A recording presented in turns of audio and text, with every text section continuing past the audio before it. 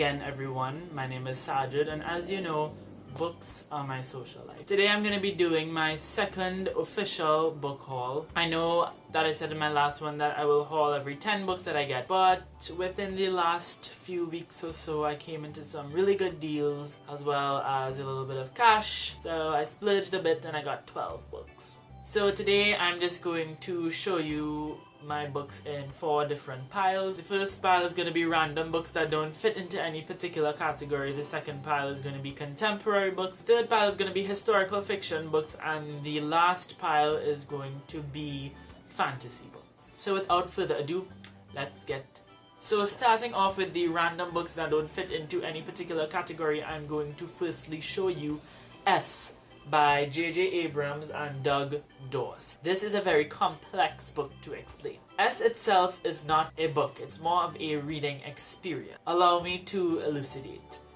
You are following the story of Jennifer and Eric, a college senior and a disgraced grad student.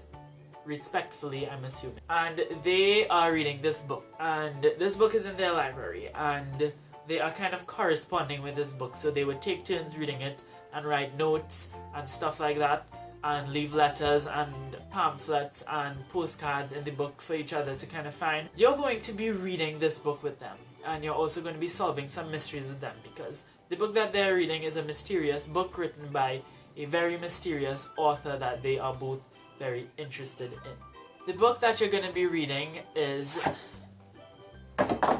The Ship of Theseus by V.M. Strack. This book is a library book, so you can see that it has the whole thing here. It has a really nice texture. It's kind of dirty and dingy and really cool, and like the pages are all brown, and like you see like the kind of annotation and notes and stuff that they leave for each other, and they have a bunch of like cards and postcards and thing stuck up in here, letters, napkins with maps drawn on them, and like when I say there's napkins in this book, there are legit actual napkins. Like the quality and the effort put into this book is really impressive, and I cannot wait to read it. I heard it's kind of scary though, which is kind of intimidating. The next book that I have to show you I already read, and it's called Escape from Mr. Lemoncello's Library by Chris Grabenstein. This is a middle grade novel about a boy named Kyle. His favorite game maker, Mr. Lemoncello, actually opened up a library in his neighborhood. He, along with 11 other kids, wins an opportunity to spend the night in this library, but they actually get locked in the library, and they are given clues and hints and puzzles and scavenger hunts to go on in order to kind of escape from the library. If you like mysteries and puzzles and scavenger hunts and quests, this book is definitely up your alley. There are a lot of book references since it's a library themed book, and then you get different author references and other cultural references, which I think was really cool. This book actually influenced me to want to read more. So the last book in this category is Persepolis by Marjane Satrapi. This is a 2-part graphic memoir. It's the author's story as a young girl growing up in Iran during the time of the Islamic Revolution. It's about how her cultural ideals kind of contrasted from the ideals that were essentially being forced upon her, and how she kind of like adapts to that life, and how she agrees and disagrees with certain things that was being placed on her.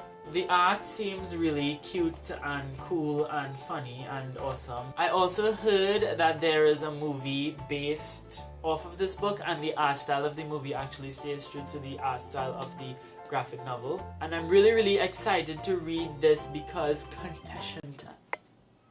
confession time, I've never read a graphic novel or a comic book, and this is gonna be my first graphic reading experience, so I'm really excited to get into it.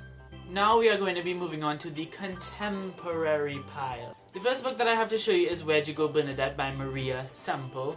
This is the story of a young girl named Bee and her mother Bernadette. Bree, as an award for her good grades, her parents live up to their promise of taking her to Antarctica for a family vacation. In the midst of everything, her mother disappears, and it's written in an epistolary style format, so you're reading letters and emails and diary entries, faxes and forms and all of these things that were all compiled by B in order to kind of find her mother. So you're basically going on this detective trip journey with B. So as you can tell, it's very plot driven, very mysterious, and I love books like that. And this book was so freaking good and hilarious. This book literally made me laugh out loud, okay? LLOL. That's gonna be a new thing because it was literally funny. I laughed so much reading this book. If you're looking for a book to make you laugh, a really funny book, then I definitely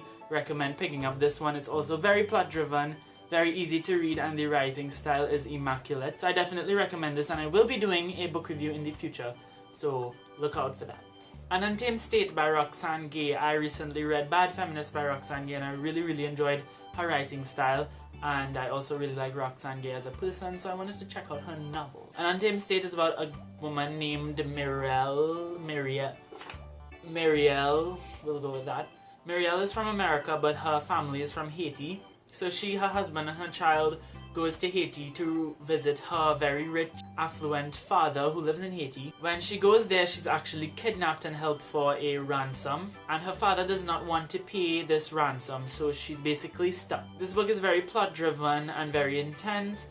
It's supposed to explore the disparities between classes in Haiti, and it's also supposed to kind of give a bit of enlightenment on poverty and privilege, and how those people who are in poverty and do not have privilege are put in desperate situations where they do things that go beyond what is right in order to kind of just have a good life. Not necessarily a good life, but just to survive in the kind of world that they live in. I heard that there's a lot of descriptive violence and abuse in this book, so if you are a younger reader or if you are sensitive to that kind of stuff, I definitely recommend doing a bit more research before endeavoring to read this book. The next contemporary book that I have to show you is Mosquito Land by David Arnold. This is the story of a girl named Mim who moves across country with her father and stepmother. She's not really fond of her stepmother, and I don't think her relationship with her father is all sunshine and roses either. So one day she finds out that her real mother falls ill, and she kind of goes on this spontaneous road trip to find her mother. It's supposed to be very profound and funny. I've heard mixed things. It's definitely hit or miss with a lot of people, but the overall premise sounds interesting to me, so hopefully I like. The last book that I have to show you in this category is The Book of Unknown Americans by Cristina Henriquez. This is the story of two Latin American families, one from Mexico and one from Panama. The Mexican family recently moved there and they have a daughter with traumatic brain injury, and the Panamanian, what do you call people from Panama? That family, they've been there for a while, and they also have a son the same age as the daughter who needs to get brain surgery. I know that this book is supposed to explore the aspects of Latin American life in America, and it also has like the stories of other Latin American families from different Latin American countries, but I heard that the overall premise is very plot driven and suspenseful, so this definitely seems like it's gonna be So now we are on to historical fiction. This is a really small pile. I only have 2 books. The first one is The Book of Negroes by Lawrence Hill. Very popular, very well acclaimed book about a young girl who was kidnapped from Africa at age 11 in the 1800s or 1700s and sold as a slave. It's basically her story trying to resist slavery and trying to get back to where she came from. I am really interested in reading this book because I'm a history nerd, and I also think that it's important to kind of read a lot more historical fiction. Also, I think there is a 10-episode adaptation to this book that I really wouldn't mind checking out if I like it. So the next historical fiction book that I got was A Brighter Sun by Sam Selvon. This is actually set in my country of Trinidad and Tobago. during the late 1930s into the 1940s. It's about a young boy named Tiger who comes from a very traditional Indo-Trinidadian family. Indo-Trinidadian meaning a Trinidadian family of Indian descent. He's married off at a very tender age to another young girl named Urmila. So this story is basically an account of their life together and their struggles as a young Indo-Trinidadian couple growing up during the time. It also really pays a lot of tribute to history because the author tries to give you some history lessons within the narrative of this book as well, especially since this book takes place during the time that World War II took place, so there was a lot of impacts that Trinidad faced as a result of that war, and you kind of get to see it painted vividly in this book. I'm really excited to revisit it because when I read it a couple of years ago I really enjoyed it. So now we are on to the last pile of books. Fantasy.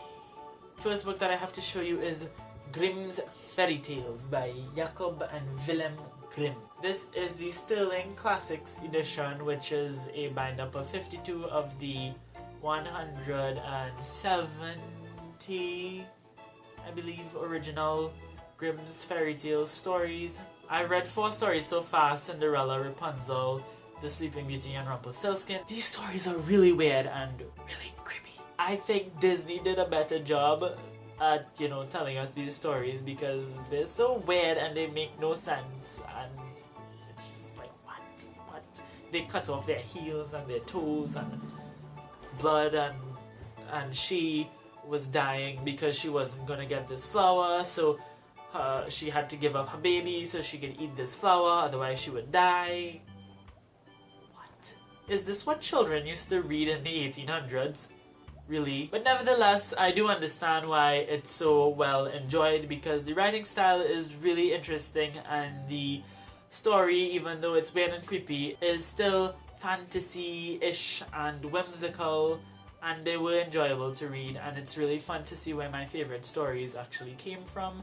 Even though they weren't the original writers of the stories, they still made a very great impact on the telling of these stories. The next book that I have to show you is Oz, the Complete Collection, Volume 1 by L. Frank Baum. Now I knew that the Wizard of Oz movie was based off of a book, but I didn't know that that book was actually the first book in a 15-book series. So this is a bind-up of the first 3 books, and it's Volume 1. So like there are 5 volumes, and each of those volumes is like a bind-up of 3 books. So this one has The Wonderful Wizard of Oz, The Marvelous Land of Oz, and Ozma of Oz. I really enjoyed the Wizard of Oz movie, so I figured that I should probably take a dive into the books and see if I like that as well. So the final book of the haul, saved the best for last. Drum roll please. That is gonna be Ella Enchanted by Gail Carson Levine. I've never read this book, but I grew up with this movie. This movie was one of my favorite movies to watch when I was younger. I loved it so much, and I didn't even know that it was based off of a book until maybe a year ago. So when I heard that, I just had to get my hands on it. Anne Hathaway, people. Anne Hathaway. Anne Hathaway, my babe. She did such a good job in this movie, and I loved it so much. When she sang that Queen song and that Elton John song. Don't go breaking my heart. I couldn't if I tried. I couldn't if I tried. I apologize for that. Actually, no, I don't. So if you don't know, Ella Enchanted is basically a loose retelling of Cinderella. The story is just so amazing and fun, and I just love it, and I really can't wait to read.